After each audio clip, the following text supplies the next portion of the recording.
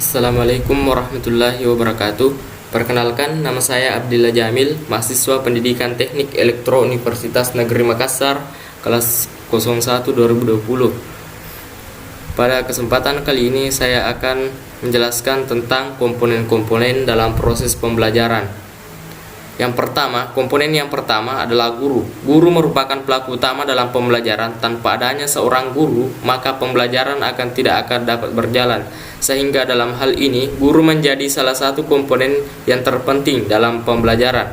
Pembelajaran dikatakan berhasil apabila seorang guru ini mampu melakukan pembelajaran dengan baik dan efektif, dan seorang guru dapat melakukan rekayasa atau dimanipulasi oleh komponen lain agar menjadi lebih bervariasi. Sementara dalam melakukan rekayasa pembelajaran, seorang guru ini harus berdasar pada kurikulum yang telah berlaku. Yang kedua adalah peserta didik. Peserta didik merupakan komponen yang melakukan kegiatan belajar yang mengembangkan potensi kemampuan menjadi nyata guna mencapai tujuan belajar. Peserta didik merupakan komponen penting dalam pembelajaran karena adanya peserta didik yang akan menjadikan pembelajaran menjadi interaktif antara guru dan peserta didik tersebut lebih aktif. Komponen yang ketiga yaitu tujuannya. Tujuan dalam pembelajaran merupakan komponen yang penting karena dengan adanya tujuan tersebut, pembelajaran akan lebih terprogram agar dapat tercapai. Tujuannya juga menjadi dasar yang dijadikan landasan untuk menentukan strategi, materi, media, dan evaluasi dalam pembelajaran. Dalam strategi pembelajaran, penentuan tujuan merupakan komponen yang pertama kali harus dipilih oleh seorang guru, karena tujuan pembelajaran menjadi target yang ingin dicapai dalam kegiatan pembelajaran ini.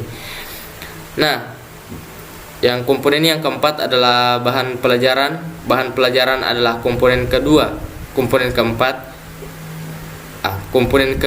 Urutan komponen kedua dalam sistem pembelajaran. Dalam konteks tertentu, bahan pelajaran merupakan inti dalam proses pembelajaran. Artinya, sering terjadi proses pembelajaran diartikan sebagai proses penyampaian materi. Ada dua persoalan dalam penguasaan bahan pembelajaran, yakni penguasaan bahan pelajaran pokok dan bahan pelajaran lengkap. Komponen kelima adalah kegiatan pembelajaran. Kegiatan belajar mengajar adalah inti kegiatan dalam pelaksanaan pendidikan. Segala sesuatu yang telah diprogram akan dilaksanakan dalam proses belajar mengajar. Dalam belajar mengajar akan melibatkan semua komponen pengajaran. Kegiatan belajar akan menentukan mana tujuan yang telah ditetapkan dapat dicapai agar tujuan pembelajaran dapat dicapai secara optimal. Dalam menentukan strategi pembelajaran perlu merumuskan komponen kegiatan pembelajaran yang sesuai dengan standar proses pembelajaran. Dalam kegiatan pembelajaran di sini mencakup proses interaksi antara guru dan peserta didiknya. Komponen yang keenam adalah metode. Sini metode adalah cara yang dipergunakan untuk mencapai tujuan pembelajaran yang telah ditetapkan. Keberhasilan pembelajaran akan sangat dipengaruhi oleh pemilihan metode yang baik dan benar sesuai dengan kondisi keadaan peserta didik. Tidak akan mungkin seorang guru dapat melakukan pembelajaran tanpa adanya metode yang digunakan. Alat yang digunakan dalam pembelajaran merupakan sesuatu yang dapat digunakan untuk mencapai tujuan pembelajaran. Dalam proses pembelajaran, alat memiliki fungsi sebagai pelengkap. Alat dapat dibedakan menjadi dua, yaitu alat verbal meliputi suruhan, perintah, larangan, dan lain-lain. Yang kedua yaitu alat non-verbal meliputi globe, peta, papan tulis, slide, dan lain-lain. Sumber belajar adalah segala sesuatu yang dapat dipergunakan sebagai tempat atau rujukan di mana bahan pembelajaran bisa diperoleh.